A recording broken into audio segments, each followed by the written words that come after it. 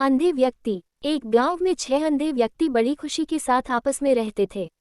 एक बार उनके गांव में एक हाथी आया।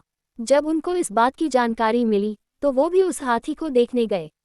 लेकिन अंधे होने के कारण उन्होंने सोचा, हम भले ही उस हाथी को न देख पाए लेकिन छूकर जरूर महसूस करेंगे कि हाथी कैसा होता है। वहां पहुंचकर उन सभी ने हाथी को छूना शुरू किया। हाथी को छूकर एक अंधा व्यक्ति बोला, हाथी एक खंभे की माफिक होता है। मैं अब अच्छे से समझ गया हूँ, क्योंकि उसने हाथी के पैरों को महसूस किया था। तभी दूसरा व्यक्ति हाथी की पूंछ पकड़कर बोला, अरे नहीं, हाथी तो रस्सी की तरह होता है।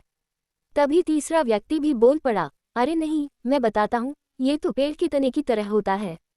तुम लोग क्या बात कर रहे हो, हाथी तो एक बड़े सूपे की तरह होता है। चौथे व्यक्ति ने कान को छूते हुए सभी को समझाया।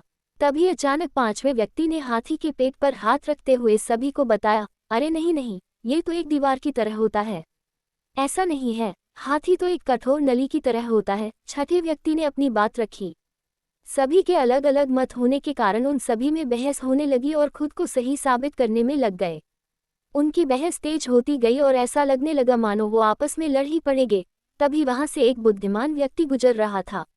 उनकी बहस को देखकर वह वहां रुका और उनसे पूछा, क्या बात है, तुम सब आपस में झगड़ा क्यों कर रहे हो? उन्होंने बहस का कारण बताते हुए उस बुद्धिमान व्यक्ति को बताया कि हम यह नहीं तय कर पा रहे हैं कि आखिर हाथी दिखता कैसा है। उन्होंने ने उत्तर दिया। फिर एक एक करके उन्होंने अपनी बात उस व्यक्ति को समझाई। बुद्धिमान व्यक्ति ने सभी की बात शांति से सुनी और बोला, तुम सब अपनी अपनी जगह सही हो। तुम्हारे वर्णन में अंतर इसलिए है क्योंकि तुम सबने हाथी के अलग अलग भागों को छुआ एवं महसूस किया।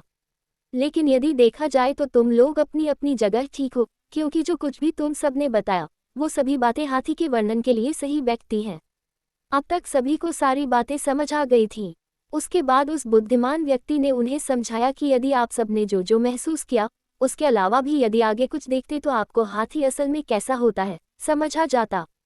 सीख कई बार ऐसा होता है कि हम केवल सिक्के का एक ही पहलू देख रहे होते हैं।